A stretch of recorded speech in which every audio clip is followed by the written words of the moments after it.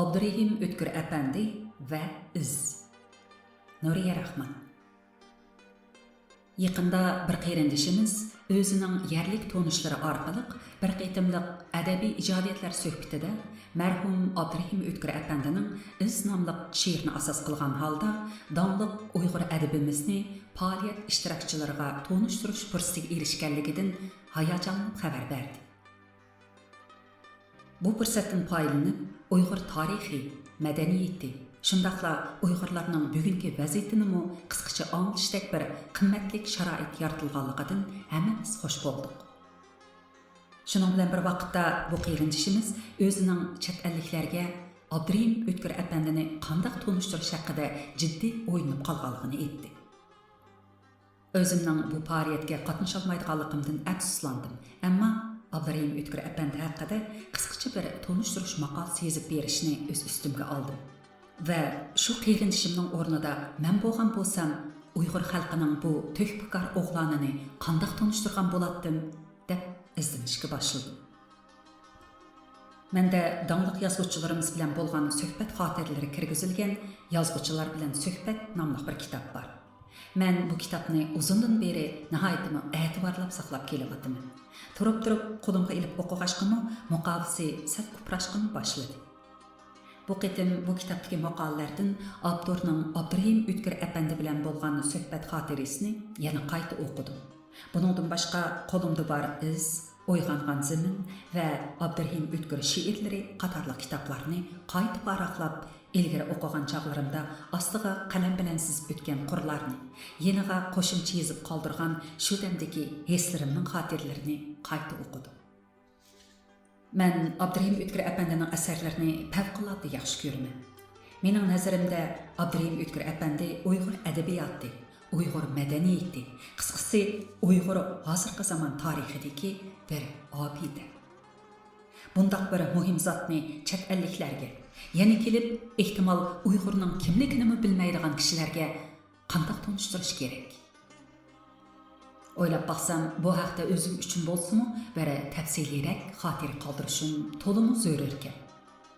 Men ilgari Abdurrahim O'tkir Apandi haqida biror maqola yozib baxmagan, ham bu jihatni biladiganlarim nihoyatda oz bo'lg'achqa, qo'limdagi cheklik materiallar, to'rbatlardagi ba'zi uchurlar, ham do'stlarimdan ahvol egallashdak vositalardan foydalanib, bu oddiy maqolani bitirdim. Mazkur maqolada Abdurrahim O'tkir Apandi haqida bo'libmi chet ellarda oson tepilmaydigan ba'zi uchurlar bo'lsa-mu, ammo bu bir inchika tadqiqot maqolasi emas. Faqat mendek bir oddiy Uyg'urning Abdurrahim O'tkir Apandi haqidagi biroz bilishi xolos. Alayda eskartib o'tadiganim maqolaning ommabopligini, o'qirmanlarning yosh jihatdan farqli bo'ladiganligini nazarda tutib, maqolada marhum olimimizni Abdurrahim O'tkir Apandi deb atashni muvofiq ko'rdim. Ondan bu maqolani yozish davomida har xil savollarimga terikmay javob berib, ham meni ba'zi materiallar bilan ta'minlagan Zulhayot O'tkir xonimga alohida rahmat aytaman. Tövəndə oldi bilan Abdurrahim O'tkir Apandining qisqacha tarjimoni bilan tanishib o'tamiz. Ondan Iz romani haqida to'xtalamiz. Abdurrahim O'tkir Apandi kim? Abdurrahim O'tkir degan bu ismni anglaganda marhum olimga yuraklarining cho'nqur qatlamlaridan eng oliy ehtiromlar bildirmay tura oladigan bir Uyg'ur bo'lmasi kerak. Abdurrahim O'tkir Apandi Uyg'ur xalqining qalb to'ridan o'rin olgan kamolatlik ilm ahli, talantli yozuvchi, shoir va yuksak hurmatga sazovor jamoat arbobi. Abdurrahim O'tkir Apandi 1923-yili 1-may Qumulda bir tijoratchi oilasida dunyoga kelgan. 1995-yili 5-oktyabr Urumchida kasal sababidan 72 yoshida olamdan o'tgan. Abdurrahim O'tkir Apandining bolalik davri qari yetimlik bilan boshlandi. U 1 yoshida onasidan yetim qoldi. 4 yoshida dadasi tugab ketdi. Dadasi Atush Tijanlik Tilash Begim degan kishi bo'lib, yosh chog'larida Qumul diyori va ichki o'lkalarda savdo tijoratlar bilan mashg'ul bo'lgan tijoratchi edi. Shu jarayonda Tilash begim Qumul mötbərlərdən Osman Hacı degan kishi bilan yaqin do'stlik o'rnatdi. Osman Hacı tijoratga mahir, ishki o'lkalarda va chet ellarda yurib ko'z ochilgan ma'rifatparvar kishi edi. Tilash begim olamdan o'tar chog'da Abdurahim O'tkir apandini Osman Hacıga o'g'illik berib etdi. Ömrüdə farzand ko'zi ko'rmagan Osman Hacı Abdurahim O'tkir apandini o'z o'g'ildek ko'rib, yaxshi tarbiyalaydi. Bo'libmi o'qishiga nihoyat ko'ngil bo'ladi. Qumul xalqining zolim Jinchurin hokimiyatiga qarshi qo'zg'oloni portlaganda Jallod Shinsay Urumchidan nurg'un cherik bilan kelib, Qumulda qonli qirg'inlik va bostirish elib bordi. Hamma yerni jaholat qoplab, kishilar taraf-tarafga qochishga boshlaydi. Abdurahim O'tkir apandining oilasimi Gansuga qochib berib, shu yerda bir mezgil turib qoldi. Abdurahim O'tkir apandining o'gay opasining onasi Marixan ana nihoyatda bilimlik ayol bo'lib, Abdurahim O'tkir apandining diniy savodi chiqib bo'lishi bilanla uningga Qur'ondan boshqa kitoblarni o'qishga berdi. Sopi Allah Yara degan nazmiy kitobni Abdurahim O'tkir apandi 1 yilda o'qib bo'ldi. Shuningdek bilan birga momisi uningga yana kitobdagi she'rlarni to'liq yodildi. Temir Xalifi yig'iliqi va boshqa nurg'un tarixiy voqealarni so'zlab berdi. Abdurahim O'tkir apandining deyishicha, dadasi Osman Hacim Qumul dehqonlar qo'zg'olonining yetakchilaridan biri bo'lib, Xo'janiyaz Hacim bilan janubga ketib uyda bo'lmagan chaqlarda kichik tog'asi uni doim o'qishdan qoldirib, padabekishga chiqarib etdi ekan. U to'gichi Barat Bova bilan billa pada baqid ekan.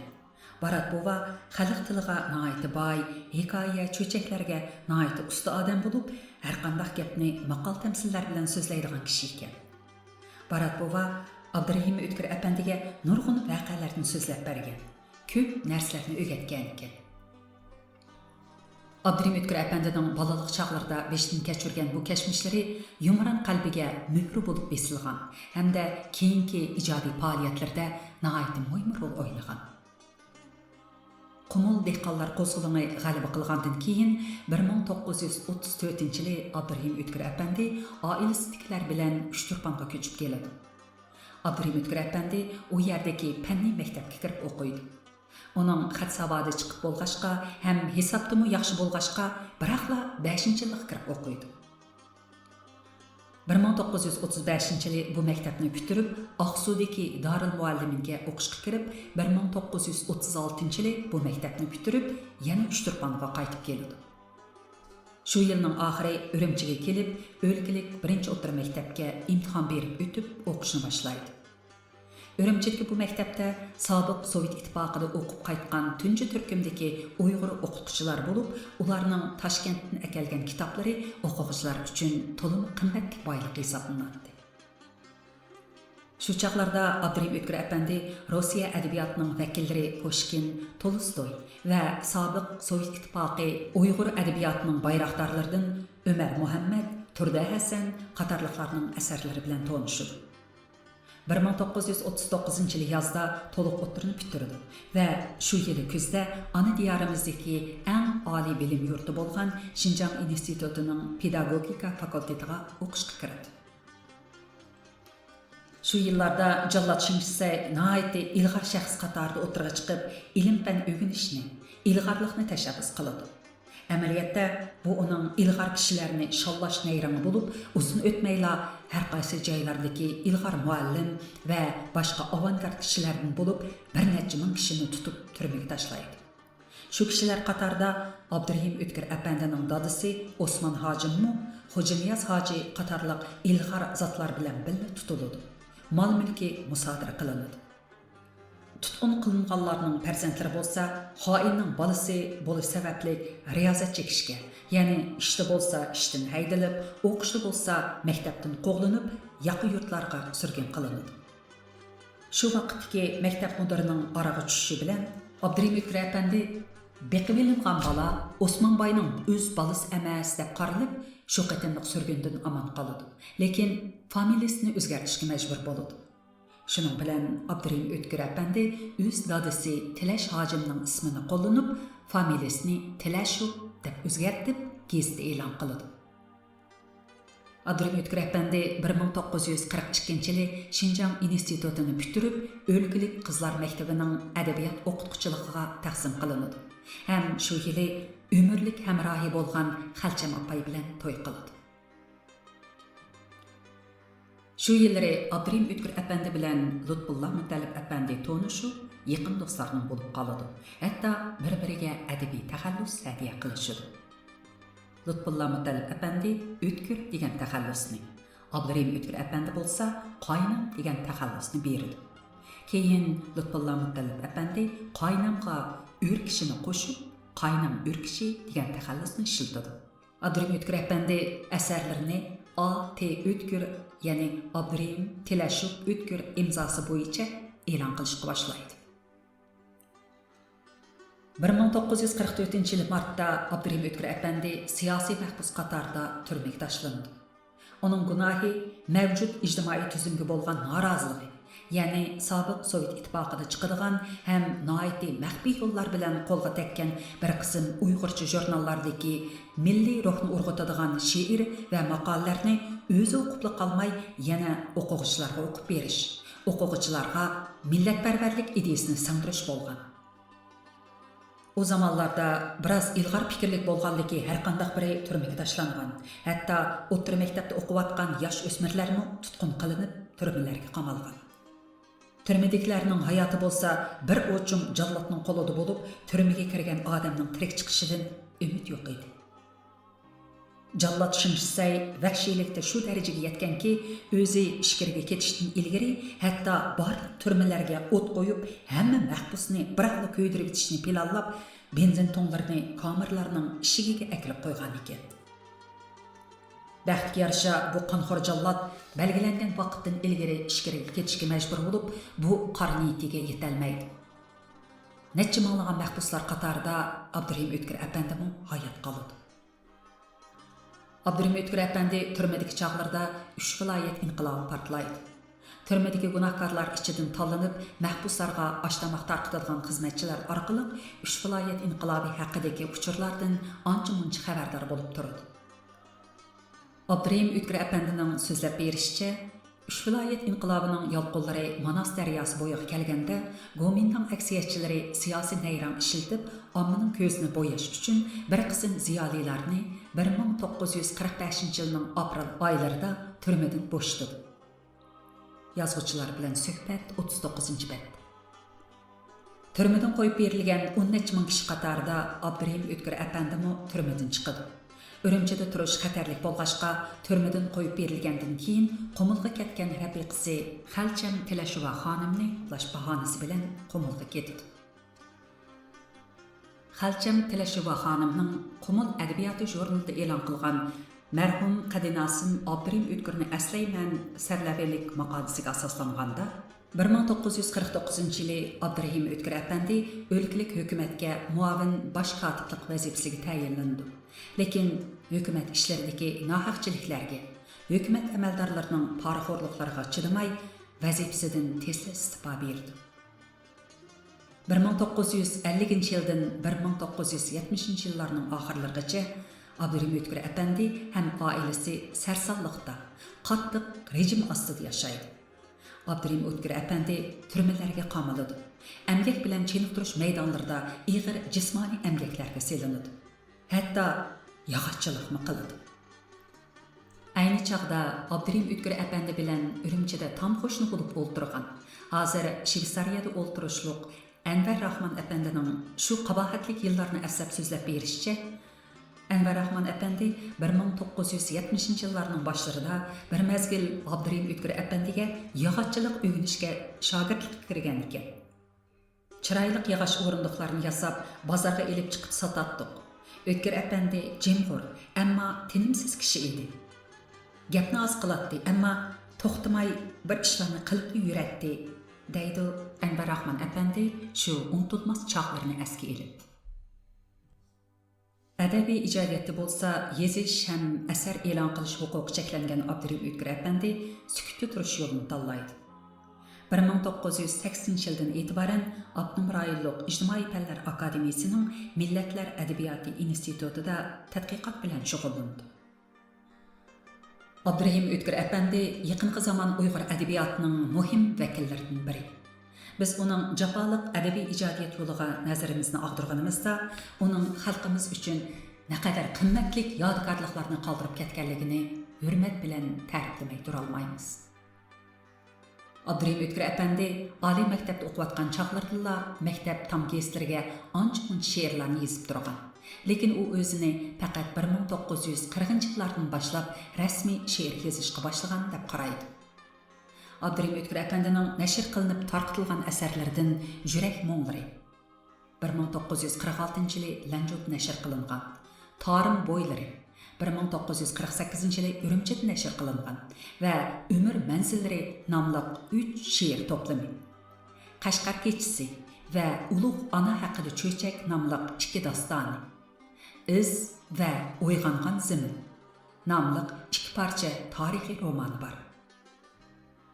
Abdurahim Ötkür Efendining Xanzu, Qozoq, Qirg'iz, O'zbek, Turk, Rus va ingliz tillariga tarjima qilingan she'r va dostonlari nihoyatda ko'p. Iz romani turk va yapon tillariga tarjima qilinib nashr qilingan.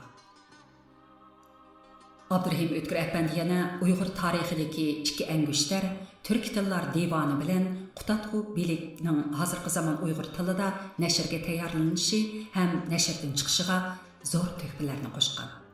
12 muqam ilmiy jamiyati, Qutatxu Belik ilmiy jamiyati, Alisher Navoiy tadqiqot jamiyati qatorliq ilmiy tadqiqot jamiyatlarining qurilishida turtkilik rol o'ynagan. Muqam ustozi Amon Saxonning haykalini qatirish, Uyg'ur tarixidagi eng muhim shaxslarning biri Mahmud Kashqariyning qabrisini qayta yasashga o'xshash Uyg'urlarning milliy g'urur va iftixorlik tuyg'usini urg'utadigan madaniy meroslarimizning bugungi kundagi yaldamalarning yo'qlikdan borliqqa kelishi va asrab qo'g'dilish uchunmi ko'p mehnat singdirgan. Abdurahim Ötkür Efendi Uyg'ur til adabiyoti, Uyg'ur madaniyati va Uyg'ur tarixi ustidagi tadqiqotlar asosida ko'plagan ilmiy tadqiqot maqolalarini e'lon qilgan. Bu maqolalar davlat ichi va sirtidagi ilmiy muhokama yig'inlarida so'zlangan ham mutaxassislarning yuqori bahosiga erishgan. Har xil matbuotlarda e'lon qilingan ham o'qirmanlarning qizg'in olqishga sazovor bo'lgan. Ro'shanki Abdurahim Ötkür Efendining adabiy ijodiyatlari va ilmiy tadqiqot maqolalari Uyg'ur adabiyoti, jumladan Uyg'ur romanchiligi va Uyg'ur she'riyati, shundaqla Uyg'ur madaniyat san'atini tadqiq qilishda nihoyatda yuqori ilmiy qimmatga ega. Tövanda Iz nomli she'r va Iz romani ustida to'xtalamiz. Iz nomli bu she'r menga shu qadar tonish bilinudiki, xuddi azaldan yodqa biladigandek his qilaman. Qizimning chuchuk tillari yangi chiqqanda uningga yodlatqizgan tunji she'rimi dal Iz edi. Shundaq o'ylaymanki, bu she'rni to'liq bilmasimi, bir necha misrasini bo'lsimi yodqa bilmaydigan Uyg'ur yo'q bo'lsa kerak. Shubhasizki, bu Izning Uyg'urlarning erkinlik bo'lgan orzusi, ko'rakchan umidvor ruhining yuqurmisi bo'lganligidandir. Bu she'r men uchun amaliyotda bir otinim. Nurg'un jafoliq kashfishlarni yashagan, ko'p riyozatlar chekkan bo'lsa-mu, yana shunday qaysar, kuchli, mardona bir otining farzandiga zo'r ishonch va g'urur bilan aytayotgan jarangli xitobi. Biz bu safarga otlanganda yosh edik, oz edik.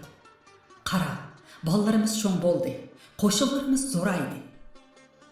Qanchalagan azimatlarimiz shehid bo'ldi. Boyavallarda qabrsiz qoldi. Yo'q, ular qabrsiz emas. Bepoyon ona tuproq ular uchun maqbara. Qo'yib o'sgan qizil yulg'onlar ular uchun tizilgan guldasta. Keynimizga qarasak, shalliq o'chmas izlar. Oldimizda yo'l texi uzun va mushkul. Ishonchim komilki, sizlar kelgusi avlodlar bu yo'lni cho'qib davomlashtira olaysizlar. Mana bu men izni anglagan yoki o'zim o'qigan damlarda ruhim va yuragim anglaydigan haqiqiy sada. Oxirda Uyg'ur romanchiligidagi buyuk asari Iz roman haqida to'xtalaylik. Iz romanının birinci nəşri 1981 yıl 1 ayda Şinjan Xalq Nəşriyyatı tərəfindən nəşr qılınğan olub, 15 ildən keyin, yəni 2000 yıl 7 ayda ikinci qitim nəşrga qayta tayyorlanıb besilgan. Roman muqaddimə 28 bab və xatimidən tərkib tapqan olub, teksti cəmi 403 bət. Romanda 1912 yıldaki Qumul Dehqonlar qo'zg'olonining jarayoni va uning rahbari Temur Xalipining ish faoliyatları nuqtaliq tasvirlanish orqali xalq qahramonlarining obidasi qarasiya va oq qog'oz bilan mangulik tikilinib, Uyg'ur yaqinqi zamon tarixidagi bir shonliq sahifa obrazliq yoritib berilgan. Iz romanining qisqacha mazmuni mundaq. Romandagi Temur Xalipa tarixda haqiqiy yashab o'tgan kishi. U 1871 yili Qumul noyisining janubidagi Bo'g'az degan bir chet yezda tug'ilgan. Roman vaqaligi Temur Xalipa tug'ilgan vaqtdan boshlandi. Temur Xalipaning ota-onasi o'zlarining qo'l ilkida yo'qligiga qaramay, uni o'qitishga tirishib maktabga berdi. Lekin u 14 yoshga kirganda namratlik sababidan o'qishdan to'xtashga majbur bo'ldi. Dadasi uni yaxachilikni o'rganishga berdi.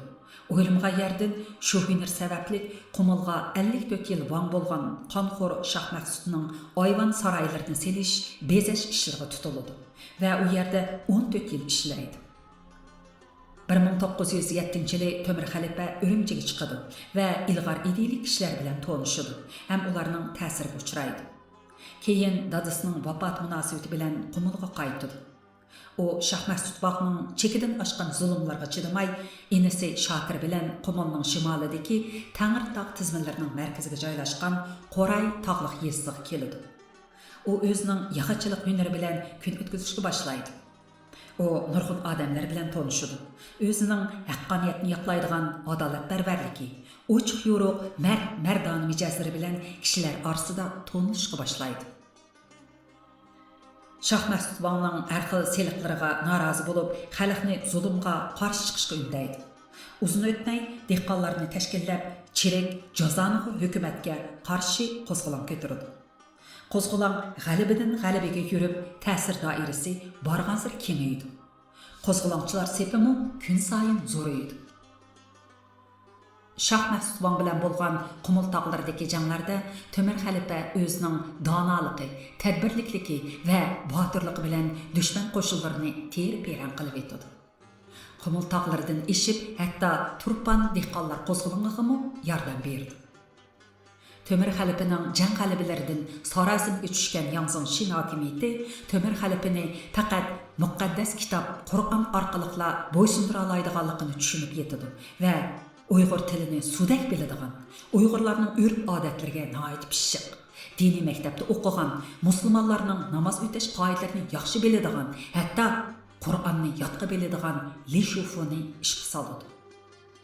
Diniy to'lg'i o'rnib olgan Li Shufu Temur Xalipaning taqvodorligidan to'liq foydalanib, uning oldida Qur'on tutib qasam qilishdek hiylagarliklar bilan oxiri Temur Xalipani Qumul tog'laridan aldab tushirib, Urumchiga keltirdi.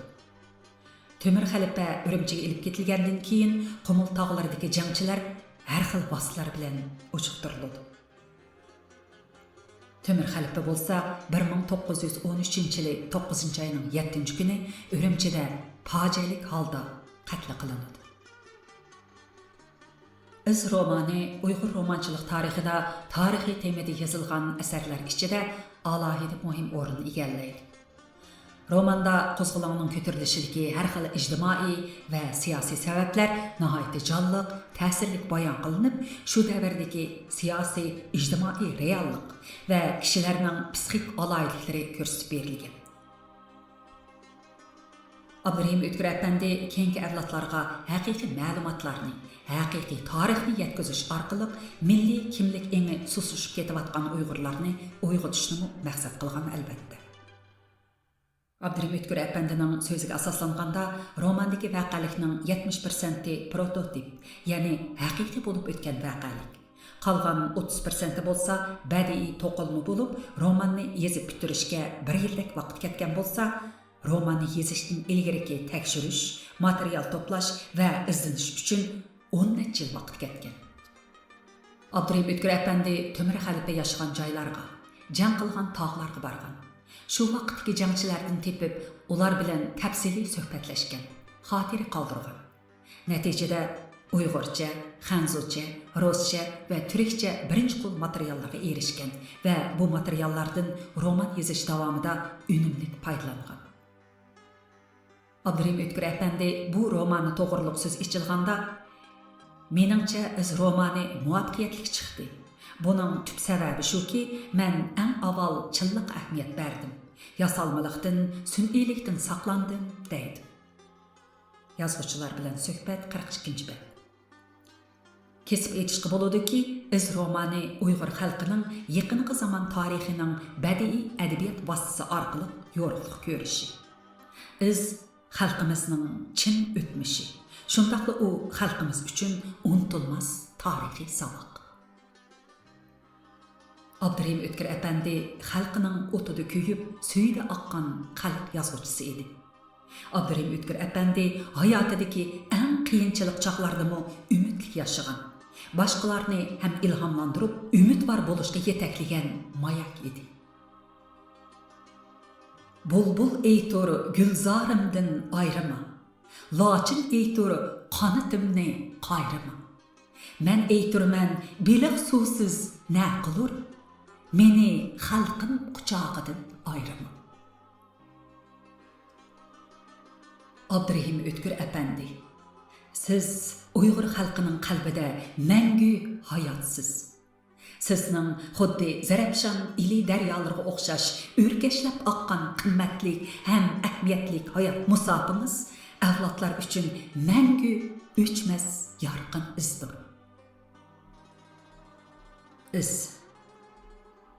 Yosh edik uzun safarga otlanib mang'andi biz. Endi otqa mingudak bo'p qoldi ana nabrimiz. Oz edik mushkul safarga otlanib chiqqandi biz.